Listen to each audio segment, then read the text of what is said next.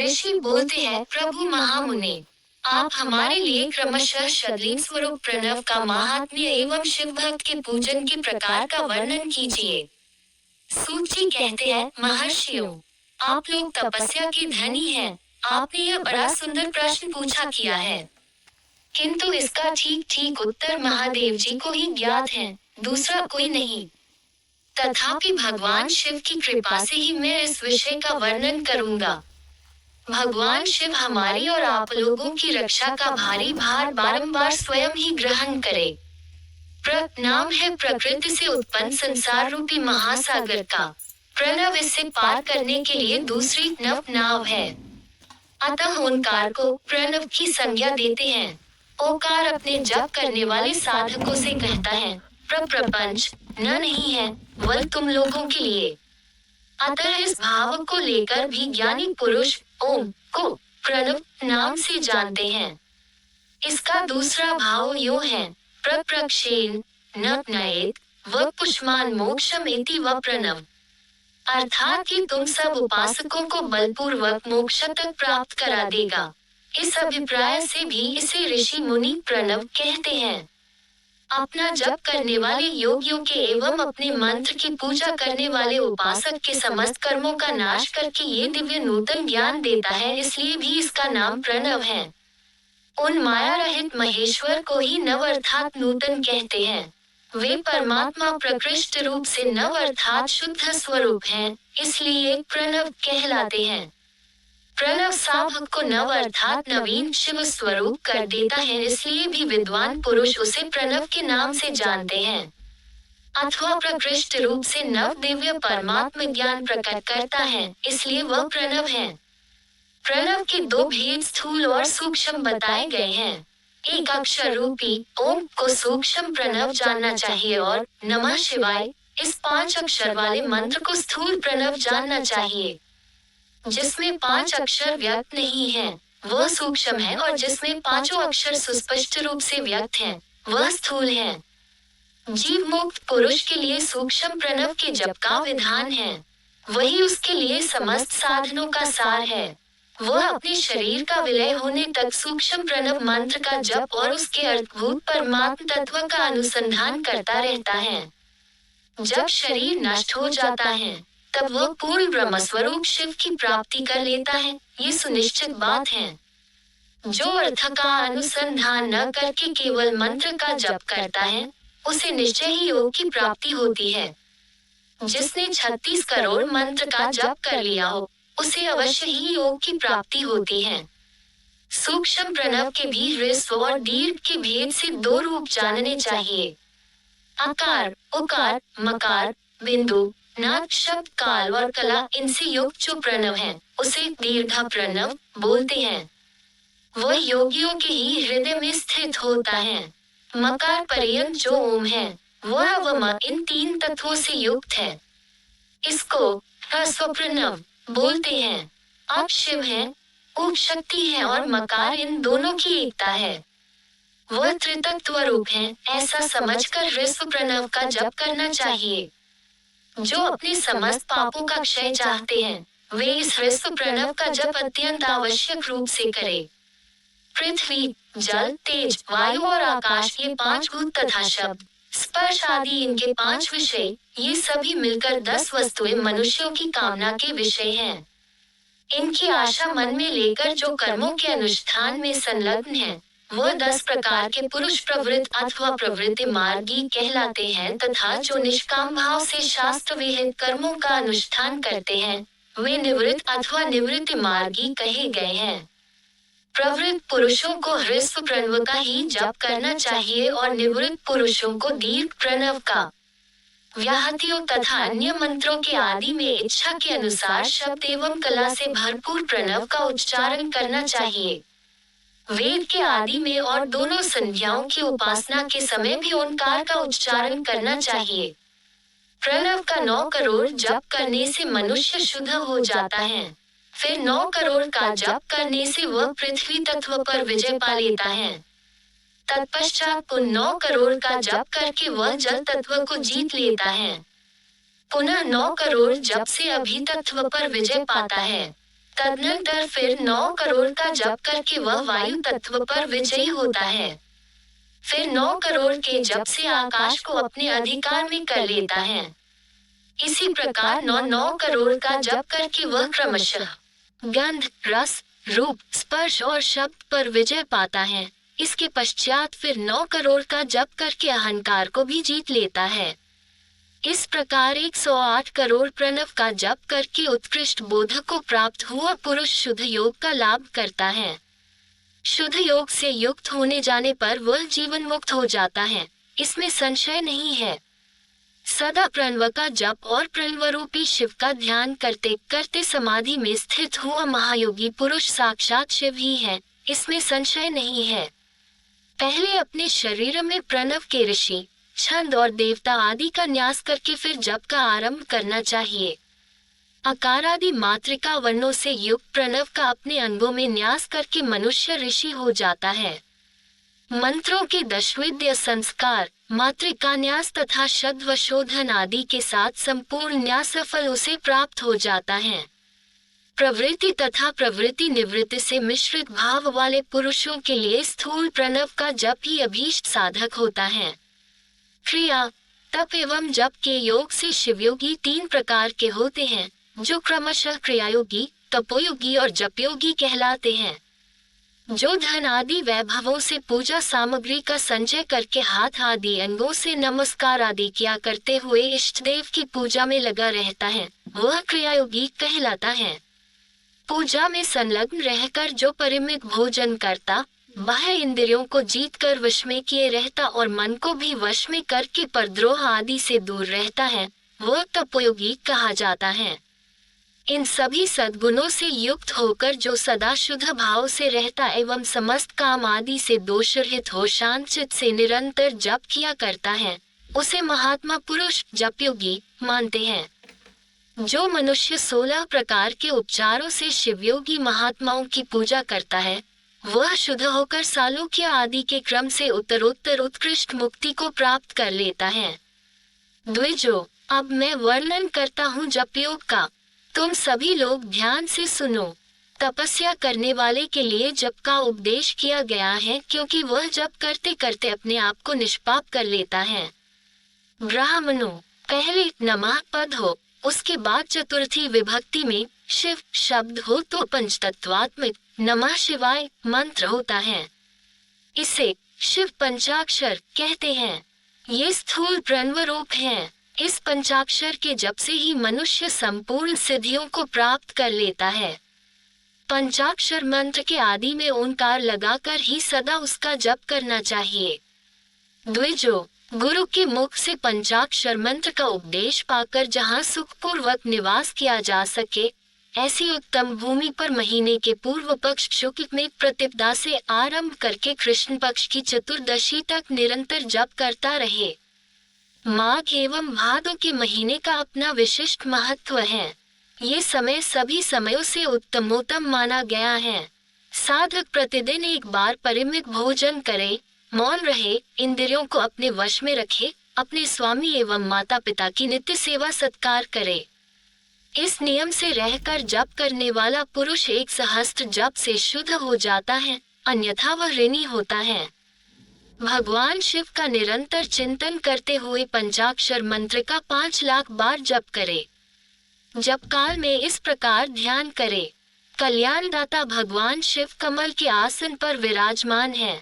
उनका मस्तक श्री गंगा जी एवं चंद्रमा की कला से सुशोभित है। उनकी बाईं जांघ पर आदिशक्ति भगवती उमा बैठी है। वहां खड़े हुए बड़े बड़े गण उनकी शोभा बढ़ा रहे हैं। महादेव जी अपने चारों हाथों में मृग मुद्रा, टंक एवं वर तथा अभय की मुद्राएं धारण किए हुए हैं। इस प्रकार सदा सभी के ऊपर अनुग्रह करने वाले भगवान सदाशिव का बारंबार स्मरण करते हुए हृदय अथवा सूर्य मंडल में पहले उनकी मानसिक पूजा करके फिर पूर्वाभिमुख पूर्वोक्त पंचाक्षरी विद्या का जप करे। उन दिनों साधक को सदा शुद्ध कर्म ही करना चाहिए और दुष्कर्म से बचे रहे।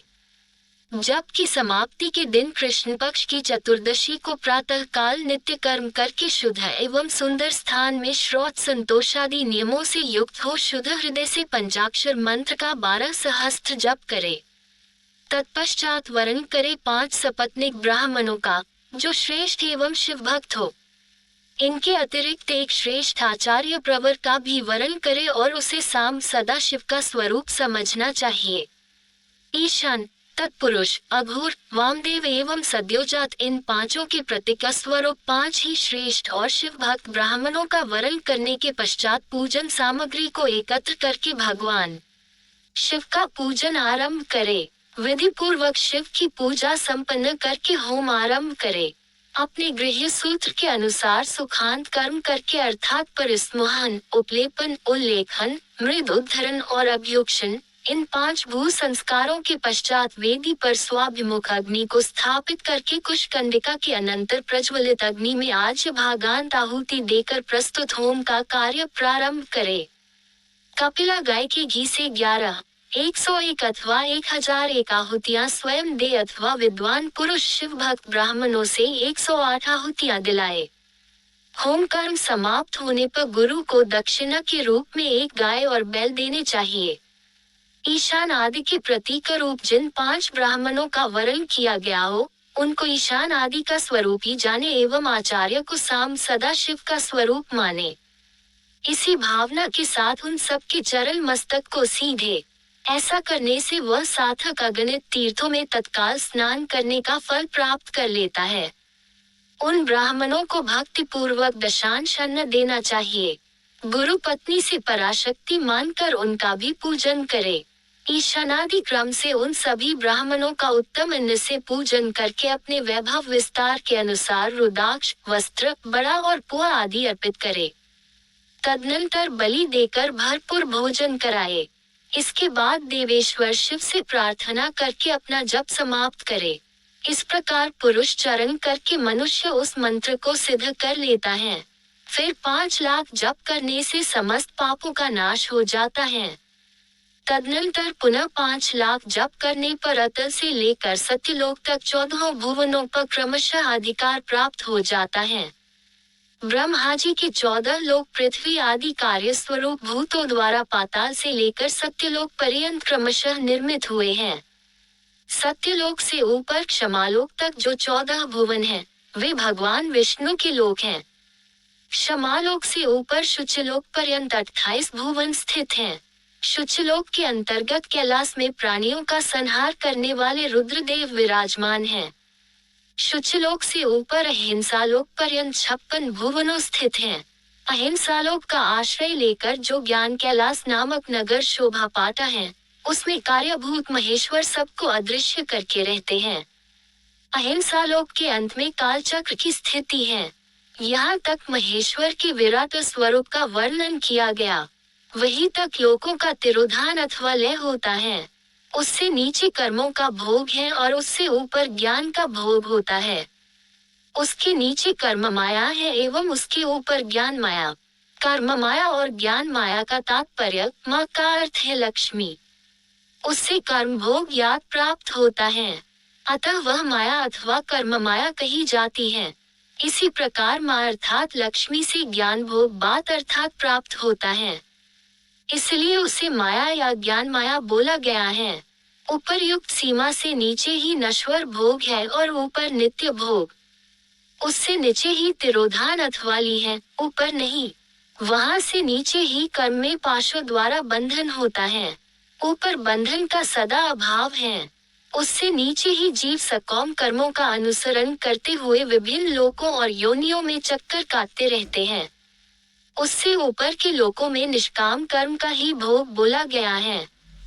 बिंदु पूजा में तत्पर रहने वाले उपासक वहां से नीचे के लोकों में ही विचरण करते हैं।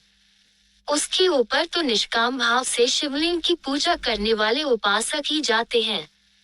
जो एकमात्र शिव की उपासना में तत्पर हैं, वे उससे ऊपर के लोकों में जाते हैं। वहां से नीचे जीव कोटि है और ऊपर ईश्वर कोटि। नीचे संसारी जीव निवास करते हैं और ऊपर मुक्त पुरुष। नीचे कर्मलोक है एवं ऊपर ज्ञान लोक। ऊपर मद एवं अहंकार का नाश करने वाली नम्रता है, वहाँ जन्मजनित तिरोधान नहीं है। उसका निवारण किए बिना वहाँ किसी का प्रवेश संभव नहीं है। इस प्रकार तिरोधान का निवारण करने से वहाँ ज्ञान शब्द का अर्थ ही प्रकाशित होता है। आध्यात्मिक पूजा करने वाले लोग उससे नीचे के लोकों में ही चक्कर काटते हैं। जो आध्यात्मिक उपासना करने वाले हैं, वे ही उससे ऊपर को जाते हैं। जो सत्य अहिंसा आदि धर्मों से मुक्त हो भगवान शिव के पूजन में तत्पर रहते हैं, वे कालचक्र को पार पा लेते हैं। कालचक्राश्वर की सीमा तक जो विराट महेश्वर लोक बताया गया है, उससे ऊपर वृषभ के आकार में धर्म की स्थिति है। वह ब्रह्मचर्य का मूर्तिमान रूप है। उसके 4 पाद सत्य, शौच, अहिंसा और दया हैं। वह साक्षात शिवलोक के द्वार पर खड़ा है। क्षमा उसके सींग है, शम कान है। वह वेद्य निरूपी शब्द से विभूषित है। आस्तिकता उसके दोनों नेत्र हैं। विश्वास ही उसकी श्रेष्ठ बुद्धि एवं मन है। क्रिया आदि धर्मरूपी जो वृषभ हैं, वे कारण आदि में स्थित हैं, ऐसा जानना चाहिए। उस क्रियारूप वृषभाकार धर्म पर कालातीत शिव आरूढ़ होते हैं। ब्रह्मा, विष्णु और महेश्वर की जो अपनी अपनी आयु है, उसी को दिन कहते हैं। जहाँ धर्मरूपी वृषभ की स्थिति है, उससे ऊपर न दिन है और न रात्रि। वहाँ जन्म मरण आदि भी नहीं है। वहाँ फिर से कारण स्वरूप ब्रह्मा के कारण सत्यलोक पर्यंत 14 लोक स्थित हैं, जो 5 भौतिक गंध आदि से परे है। उनकी सनातन स्थिति है। सूक्ष्म गंध ही उनका स्वरूप है। उनसे ऊपर फिर कारण रूप विष्णु के 14 लोक स्थित हैं। उनसे भी ऊपर फिर कारण रूपी रुद्र के 28 लोकों की स्थिति मानी गई है। फिर उनसे भी ऊपर कारनेश शिव के 56 लोक विद्यमान हैं। तदनंतर शिव सम्मत ब्रह्मचर्य लोक है और वही 5 आवरणों से युक्त ज्ञानमय कैलाश है, जहाँ 5 मंडलों, 5 ब्रह्म कलाओं और आदिशक्ति से संयुक्त आदिलिंग प्रतिष्ठित हैं। उसे परमात्मा शिव का शिवालय कहा गया है। वही पराशक्ति से युक्त परमेश्वर शिव निवास करते हैं। वे सृष्टि, पालन, संहार, तिरोभाव और अनुग्रह इन 5 कृत्यों में प्रवीण हैं। उनका श्री विग्रह सच्चिदानंद स्वरूप है। वे सदा ध्यान रूपी धर्म में ही स्थित रहते हैं और सदा सभी पर अनुग्रह करते हैं। वे स्वात्माराम हैं और समाधि रूपी आसन पर आसीन हो नित्य विराजमान होते हैं। कर्म एवं ध्यान आदि का अनुष्ठान करने से क्रमशः साधन पथ में आगे बने पर उनका दर्शन साध्य हो जाता है। नित्य नैमित्तिक आदि कर्मों द्वारा देवताओं का यजन करने से भगवान शिव के समाराधन कर्म में मन लगता है। क्रिया आदि जो शिव संबंधी कर्म है, उनके द्वारा शिव ज्ञान सिद्ध करे। जिन्होंने शिव तत्व का साक्षात्कार कर लिया है अथवा जिन पर शिव की कृपा दृष्टि पड़ चुकी है, वे सभी मुक्त हैं, इसमें संशय नहीं है। आत्म स्वरूप से जो स्थिति है, वही मुक्ति है। एकमात्र अपने आत्मा में रमण या आनंद का अनुभव करना ही मुक्ति का स्वरूप है। जो पुरुष क्रिया, तप, जप, ज्ञान और ध्यान रूपी श्रमों में भली भांति स्थित है, वह शिव का साक्षात्कार करके स्वात्मारामत्व रूप मोक्ष की भी प्राप्ति कर लेता है। जैसे सूर्य देव अपनी किरणों से अशुद्धि को दूर कर देते हैं, वैसे ही कृपा करने में कुशल भगवान शिव अपने भक्तों के अज्ञान को मिटा देते हैं। अज्ञान की निवृत्ति हो जाने पर शिव ज्ञान स्वतः प्रकट हो जाता है। शिव ज्ञान से अपना विशुद्ध स्वरूप आत्मारामत्व प्राप्त होता है एवं आत्मारामत्व की सम्यक सिद्धि हो जाने पर मनुष्य कृतकृत्य हो जाता है। इस तरह यहाँ जो कुछ बोला गया है, वह पहले मुझे गुरु परंपरा से प्राप्त हुआ था। तत्पश्चात मैंने पुनः नंदीश्वर के मुख से इस विषय का श्रवण किया था। नंद स्थान से परे जो सर्वश्रेष्ठ शिव वैभव है, उसका अनुभव केवल भगवान शिव को ही है। साक्षात शिवलोक के उस वैभव का ज्ञान सबको शिव की कृपा से ही हो सकता है, अन्यथा नहीं, ऐसा आस्तिक पुरुषों का कथन है। साधक को चाहिए कि वह 5 लाख जप करने के बाद भगवान शिव की प्रसन्नता के लिए महाभिषेक एवं नैवेद्य निवेदन करके शिव भक्तों का पूजन करे। भक्त की पूजा से भगवान शिव बहुत प्रसन्न होते हैं। शिव और उनके भक्त में कोई भेद नहीं है। वे साक्षात शिव स्वरूप ही हैं। शिव स्वरूप मंत्र को धारण करके वह शिव ही हो गया रहता है। शिव भक्त का शरीर शिव रूप ही है, अतः उसकी सेवा में तत्पर रहना चाहिए। जो शिव के भक्त हैं, वे लोक और वेद की सारी क्रियाओं को जानते हैं। जो क्रमशः जितना जितना शिव मंत्र का जप कर लेता है, उसके शरीर को उतना उतना शिव का सामीप्य प्राप्त होता है, इसमें संशय नहीं है। शिव भक्त स्त्री का रूप देवी पार्वती का ही स्वरूप है। वह स्त्री जितना मंत्र जपती है, उसे उतना ही देवी का सानिध्य प्राप्त होता जाता है। साधक स्वयं शिव स्वरूप होकर पराशक्ति का पूजन करे।